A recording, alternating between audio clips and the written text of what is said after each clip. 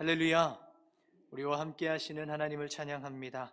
지난 3일간도 평안하셨습니까? 날씨가 많이 춥고 눈도 와서 길이 험한데 이렇게 예배의 자리를 향하여 나오신 모든 성도님들, 주님께서 넘치는 사랑과 은혜로 충만하게 채워주시기를 기도합니다.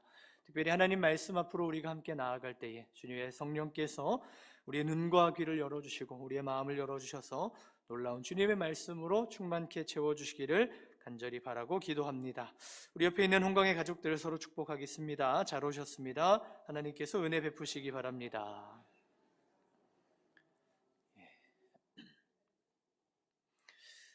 미국의 정신과 의사인 모건 스카펙 박사의 이야기입니다. 그는 그의 책 아직도 가야 할 길에서 그가 15살 때 있었던 이야기를 하나 들려주는데요. 어느 날 아침 그는 기숙사를 향해 걸어가고 있었습니다. 그런데 저 멀리에서 자신의 반 친구가 이쪽으로 걸어오고 있는 모습을 보게 됩니다. 점점 가까워져서 이 친구와 만나서 5분 정도 이야기를 나누고 헤어졌는데, 헤어지고 나서 곰곰이 생각하다가 중요한 깨달음을 하나 얻었다고 합니다. 그는 이렇게 말을 하지요. 내가 그 친구를 처음 본 순간부터 헤어지고 난 이 순간까지 나는 완전히 내 생각에만 빠져 있었다. 우리가 만나기 전 나는 그 친구에게 강한 인상을 심어줄 멋진 말을 생각하는데 완전히 몰두해 있었다. 이렇게 이야기를 합니다. 그러니까 친구를 멀리서 보고 친구를 만나서 대화를 하고 지나쳤는데, 사실 친구에게는 관심이 별로 없고 내가 어떻게 하면 더 멋진 말을 해서 좋은 인상을, 강한 인상을 줄 수 있을까? 그것만을 생각했다는 것이지요. 이어서 그는 이렇게 말합니다. 나는 내 친구에 대한 생각은 조금도 하지 않았다. 그 친구에게는 어떤 기쁨이 혹은 어떤 슬픔이 있을까라든가, 내가 무슨 말을 하면 그 친구의 어려움을 덜 수 있느냐 하는 문제에 대해서는 전혀 관심이 없었다. 그는 자신의 이 모습을 자기 도취 증세로 정의하고 그때부터 그것을 극복하기 위한 씨름을 시작하게 되었다라고 이야기를 합니다. 오늘날 우리도 종종 이러한 상황들을 마주하곤 합니다. 형제, 자매, 친구, 이웃, 세상 사람들, 그리고 성도님들과 함께 대화를 할 때에도 상대방의 말이나 기분이나 감정이나 표정이나 반응에는 관심이 없고, 내가 어떻게 하면 나의 말을 더 멋지게 할 수 있을까? 어떻게 하면 강한 인상을 줄 수 있을까에 몰두하게 되는 것이지요. 이것을 자기 중심성이라고 부를 수도 있겠고, 이러한 자기 중심성이 점점 더 강해지면 이 자기애로 정착하게 된다고 말할 수 있을 것 같습니다. 이러한 자기애를 나르시시스트라고 부릅니다. 나르시시스트는 그리스 신화에서 유래한 이야기인데요. 나르키소스라는 아주 젊고 아름다운 청년이 이제 저주를 받아서 연못에 비친 자신의 모습에 반해버립니다. 그래서 연못에 비친 나의 모습을 보고 또 보고 또 보고 나의 모습과 사랑에 빠졌다가 결국 연못에 빠져서 죽게 되었다 하는 신화 이야기이지요. 지나친 자기애가 가져오는 비극과 자기중심성에 대한 교훈이 이 이야기에 들어 있습니다. 사람은 누구에게나 기본적으로 자기를 지키려는 본능이 있습니다. 자기를 사랑하는 마음도 있지요. 건강하게 나를 아끼고 사랑하는 것은 참 좋은 일이겠습니다만, 이것이 오로지 나만을 향한 사랑으로 집중되어 있으면 문제가 될 수 있습니다. 특별히 이제 신앙적인 자리에서 이 자기애, 과도한 자기애와 신앙이 같이 만나서 강화될 경우에는 이것은 참 고치기 어려운 병이 되기도 합니다. 오늘 우리가 성숙한 신앙인으로 나아가야 하는 길에서 가장 중요한 것 중에 하나는 이러한 자기애에서 빠져나오는 것입니다. 이러한 자기 사랑을 극복하고 형제 자매 사랑으로 나아가는 것이지요. 자기 중심성을 벗어나 하나님을 바라보는 연습, 자기 중심성을 벗어나 이웃과 형제 자매를 바라보는 연습을 해야 합니다. 나만을 사랑하기보다 형제 자매를 사랑하고 우리가 서로에 대해 관심을 더 많이 가질 때에 우리는 하나님의 아름다운 공동체, 하나님 나라를 만들어갈 수 있게 될 것입니다.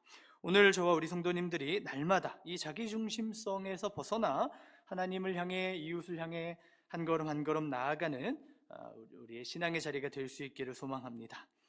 오늘 본문 말씀은 예수님께서 제자들과 빌립보 가이사랴를 지날 때 하신 말씀의 내용인데요.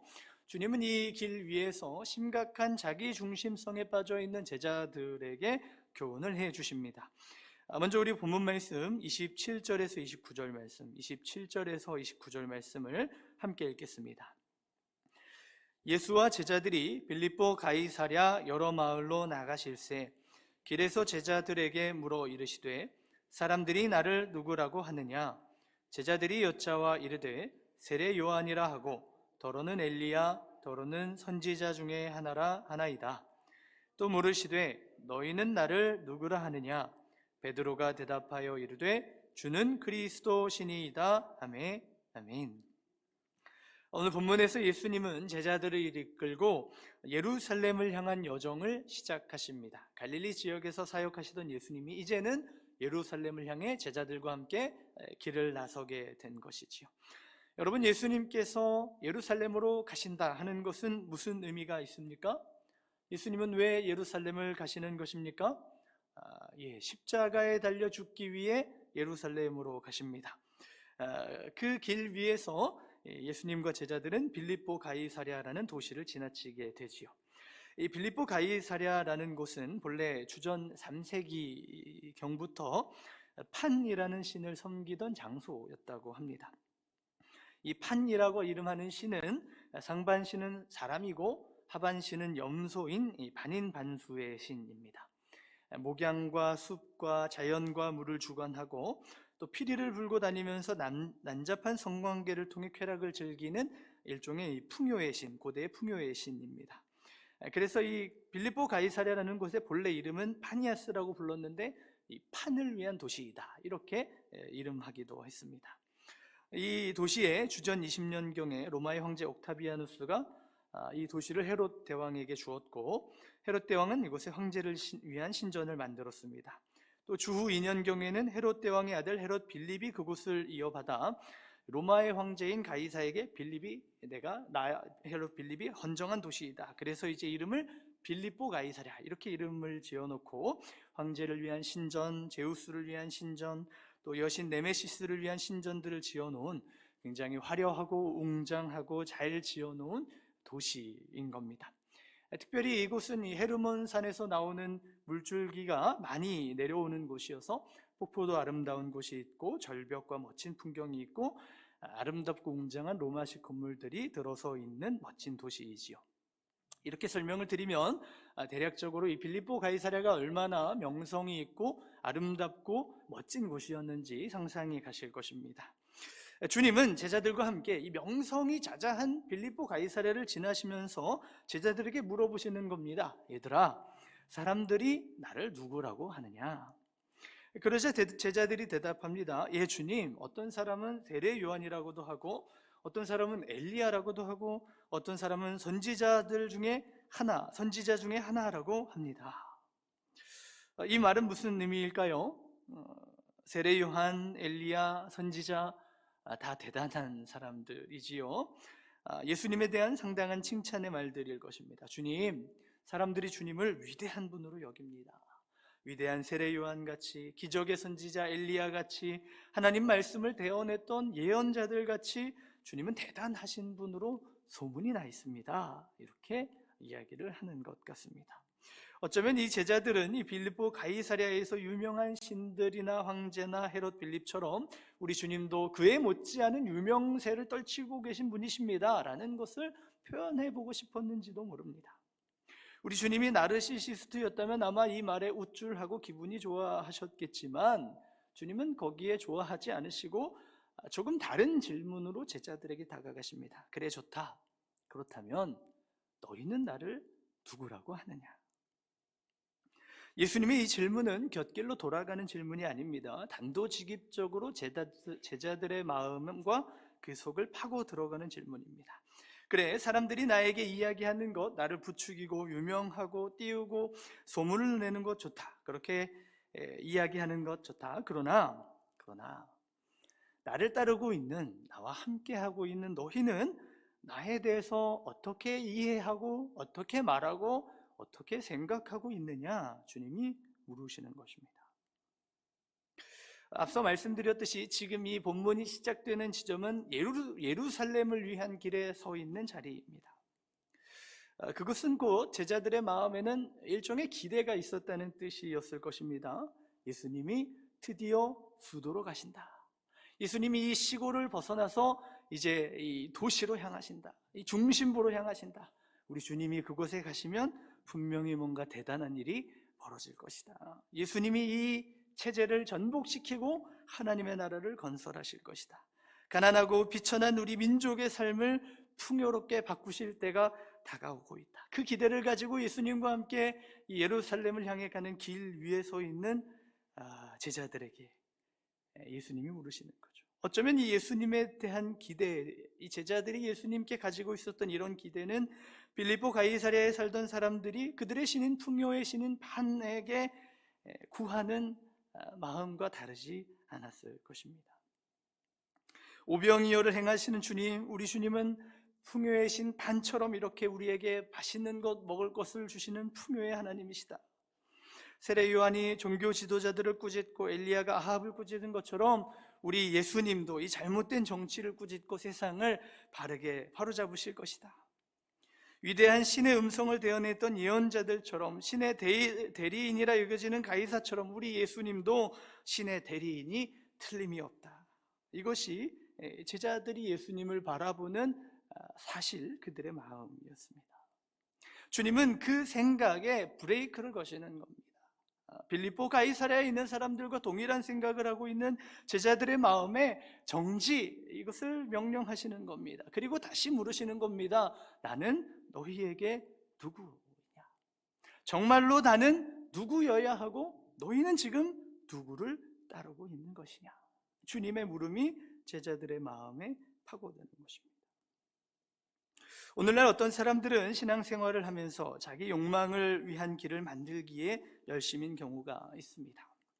예수님은 나에게 이렇게 해주셔야만 해. 예수님은 이런 분이셔야만 해. 예수님은 나를 위해서 이렇게 응답해 주셔야만 해. 자신이 원하는 예수님의 모습을 이렇게 그려놓고 예수님이 내 예상에서 빗나가거나 예수님이 내가 원하는 경로에서 다른 경로로 가실 때에는 견디지 못하는 신앙인들, 심지어는 예수님을 떠나고 신앙에서 멀어지는 경우도 있는 것을 우리는 보게 됩니다. 여러분, 죄송합니다만 그것은 예수님을 믿는 것이 아닐 것입니다. 그것은 또 다른 신을 만드는 것이고 그것은 우상을 섬기는 것입니다. 내가 원하는 신을 만들어서 내가 원하는 소원을 들어줄 존재로 만드는 것, 그것은 하나님을 바르게 섬기는 모습이 아닙니다. 마치 이스라엘 백성들이 광야에서 금송아지를 만들어 놓고 이것이 바로 우리를 인도한 하나님이다 이야기했던 것처럼 하나님을 우리 손 안에 가두어 두려는 교만한 일입니다. 여러분, 오늘 우리는 이러한 사조에 철저하게 믿음으로 저항해야 합니다. 마치 하나님을 우리가 원하는 대로 좌지우지할 수 있는 것처럼 심지어 기도라는 도구로 하나님을 마음대로 움직이게 할 수 있는 도구로 여기는 교만을 우리는 경계해야 합니다. 하나님은 우리 손으로 우리 마음대로 움직일 수 있는 분이 아닙니다. 우리 하나님은 전능하시고 위대하신 분이시기 때문에 하나님 스스로의 결정과 뜻에 따라 자유롭게 움직이시는 분이십니다. 그분의 움직이심은 선하시고 그분의 움직이심은 예측 불가능하며 그분의 움직이심은 우리가 따라가기 힘든 것입니다. 우리는 하나님의 움직이심을 따라가야 할 존재이지 하나님 이리로 오십시오, 하나님 저리로 가십시오 할 수 있는 존재가 아니라는 것을 알 때에 비로소 우리는 성숙한 신앙의 자리로 나아갈 수 있게 되는 것입니다. 오늘 주님은 우리를 향해 물으십니다. 너희는 나를 누구라고 하느냐? 오늘 우리가 이 질문 앞에 함께 정직한 마음으로 설 수 있기를 소망합니다. 정말 나는 예수님을 누구로 고백하고 있는가? 정말 주님은 나에게 어떤 분이신가? 나는 이 위대하시고 전능하신 하나님을 어떻게 대하고 있었는가? 이 질문 앞에 우리가 설 수 있어야 할 것입니다. 이 질문을 마주 설 때에 이 질문이 우리의 욕망을 건들 것입니다. 내 마음에 자리 잡고 있던 욕심을 건드릴 것입니다. 이것이 불편하고 어려울 수 있지만 이 질문의 앞에 서야만 우리는 더 깊은 신앙의 자리, 더 온전한 믿음의 자리로 나아갈 수 있게 되는 것입니다. 간절히 바라기는 이 물음 앞에 선 우리가 겸손히 주님의 주되심을 고백하며 우리 주님의 뒤를 따라가는 믿음의 삶을 살아갈 수 있기를 소망합니다. 너희는 나를 누구라 하느냐 하는 질문에 이제 베드로가 대답하지요. 주는 그리스도시니이다. 주는 그리스도시니이다. 참 좋은 말 같습니다. 여러분, 이것은 무슨 말일까요? 그리스도라는 말은 무슨 뜻입니까? 메시아라는 뜻입니다. 기름 부음 받은 자, 우리 주님은 메시아이십니다 하는 뜻입니다. 베드로의 대답은 아주 적절합니다. 그러나 다소 의미심장합니다. 왜냐하면 이후에 바로 이어서 베드로가 보여주는 모습이 그가 이해했던 그리스도, 그가 이해했던 메시아의 모습의 실체를 보여주고 있기 때문입니다. 예수님께서 베드로에게, 제자들에게 말씀하십니다. 나는 고난을 받고 대제사장들과 서기관들과 장로들에게 고난을 받고 죽게 될 것이다. 그렇게 말씀하시자 베드로가 어떻게 응답합니까? 우리 본문 말씀 32절 말씀 우리 함께 읽겠습니다. 드러내놓고 이 말씀을 하시니 베드로가 예수를 붙들고 항변하매. 세번역 성경은 이 구절을 이렇게 번역합니다. 예수께서 드러내놓고 이 말씀을 하시니 베드로가 예수를 바싹 잡아당기고 그에게 항의하였다. 여기에서 항변하다라는 말은 헬라어로 에피티만으로 기록하는데 책망하다, 꾸짖다 하는 뜻을 가진 단어입니다. 마가복음에서 예수님께서 귀신을 꾸짖거나 바다를 꾸짖어 잠잠하게 하실 때 그 꾸짖다가 이 에피티만입니다. 그러니까 베드로는 지금 예수님을 뭐하고 있는 것입니까? 꾸짖고 있는 것입니다. 책망하고 있는 것입니다. 예수님께서 나는 이제 대제사장들과 장로들과 서기관들에게 고난받고 죽게 될 거야, 그 말씀을 하실 때 베드로가 예수님을 바싹 잡아서 붙들어 놓고 혼을 내고 있는 것입니다. 아니요, 예수님, 그러시면 안 됩니다. 절대로 그렇게 죽으실 수 없습니다. 내가 원하는 메시아는 그런 메시아가 아닙니다. 여러분, 베드로가 이해하고 있던 메시아는 어떤 메시아입니까? 베드로가 기대하고 있던 메시아는 어떤 메시아입니까? 영광의 그리스도, 승리의 왕입니다. 원수를 물리적인 힘으로 무찌르고 유대 나라를 회복할 정치적인 메시아를 고대하고 말했습니다. 거기에 너무 치우치다 보니 베드로의 눈에는 주님이 그렇게밖에 보이지 않는 것입니다. 예수님이 가시는 길을 이해하지 못하고 내가 원하는 길로 예수님을 놓으려고 하고 있는 것입니다. 예수님이 정말로 이루셔야 될 하나님 나라 그 영원한 가치를 보지 못하고 눈에 보이는 것으로 만족하고 있는 것입니다. 베드로가 예수님을 꾸짖자 예수님이 다시 베드로를 꾸짖으십니다. 33절 말씀 우리 같이 읽겠습니다.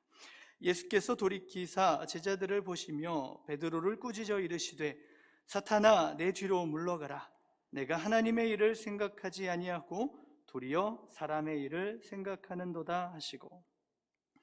베드로에게 사탄아 말씀하시며 베드로를 꾸짖으십니다. 이 말씀은 베드로가 사탄이다 라는 말이 아니라 베드로의 행동이 하나님의 일을 가로막는 사탄적인 일이다 라는 말씀입니다. 예수님은 베드로에게 내 뒤로 물러가라 말씀하시지요. 내 뒤로 물러가라. 이 말의 직접적인 의미는 내 앞에 서 있지 말고 내 뒤로 오라라는 뜻입니다. 참 의미심장한데요. 이 마가복음 1장에서 베드로가 예수님의 부르심을 받을 때 들었던 말씀이 이 말씀입니다. 너는 나를 따르라. 이 너는 나를 따르라라는 헬라어가 내 뒤로 오라라는 말이랑 같은 단어입니다. 베드로는 지금 예수님은 베드로에게 지금 말씀하고 계십니다. 베드로야, 앞에 서지 말고 뒤로 와라. 너는 그 자리가 너에게 맞다. 베드로가 자기 중심성이 강해서 욕망의 눈으로 주님을 바라보게 되면서 그가 예수님의 앞에 서서 예수님의 길을 막고 있었던 것입니다. 그 베드로를 예수님은 꾸짖으시면서, 사랑으로 꾸짖으시면서 다시 너의 자리로 돌아오라 말씀하고 계시는 겁니다. 여러분, 우리 안에 있는 이 자기중심성, 과도한 자기애를 제대로 다루지 못하면 자칫 우리는 주님 앞에, 주님의 길 앞에 서서 주님을 막아서게 될 수 있습니다. 하나님이 하고자 하시는 일이 있는데 그 앞에 반대자가 될 수도 있는 것입니다. 그것이 옳은 일이라고, 그것이 합당한 일이라고 여기며 사울처럼 베드로처럼 주님을 막아설 수 있는 것입니다.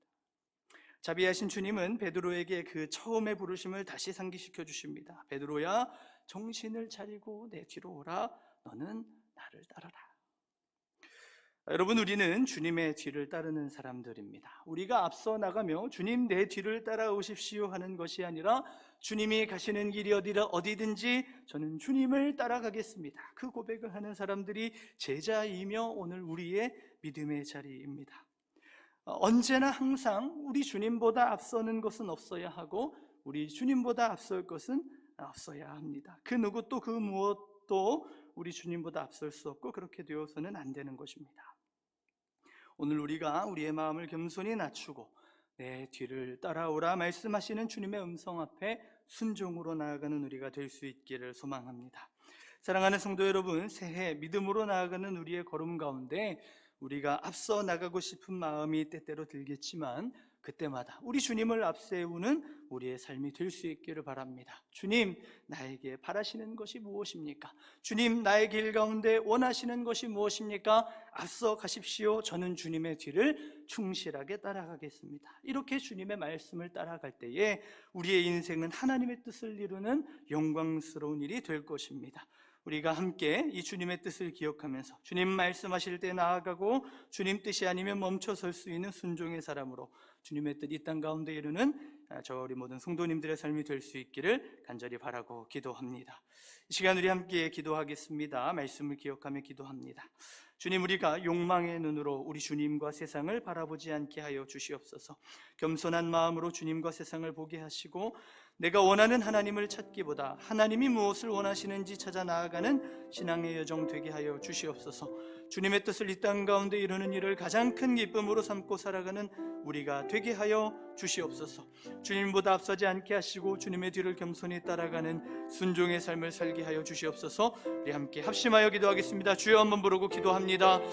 주여, 하나님, 오늘 우리에게 주님의 말씀을 허락하여 주시니 감사합니다. 내 뒤를 따라 걸어오라 말씀하신 주님의 음성을 따라 오늘 우리도 주님의 뒤를 따라 걸어갈 수 있는 믿음의 사람들 되게 하여 주시옵소서. 우리 안에는 욕심이 있습니다. 우리 안에는 욕망이 있습니다. 하나님, 우리는 자주 주님보다 먼저 뛰어나갈 때가 참 많이 있습니다. 주님 이리로 오십시오, 주님 저리로 가십시오 이야기할 때가 많이 있습니다.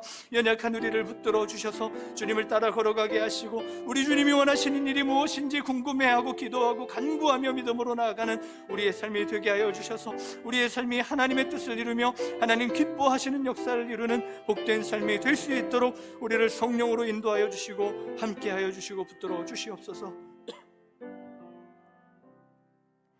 주님의 뒤를 따라가기 원합니다. 겸손히 주님께 듣고 묻고 주님 앞에 서오니 주님 우리를 성령으로 인도하여 주셔서 주님 기뻐하시는 뜻을 깨닫게 하여 주시고 그 길을 따라 걸어가며 하나님께 영광 돌려드리는 복된 삶을 살아갈 수 있도록 우리를 인도하여 주시옵소서. 연약한 우리의 마음, 부족한 우리의 마음 주님께서 사랑으로 돌보아 주시고 늘 주와 함께 걸어가며 주님의 뒤를 따라 겸손히 걸어가는 주님의 제자 되게 하여 주시옵소서. 예수님의 이름으로 기도드립니다. 아멘.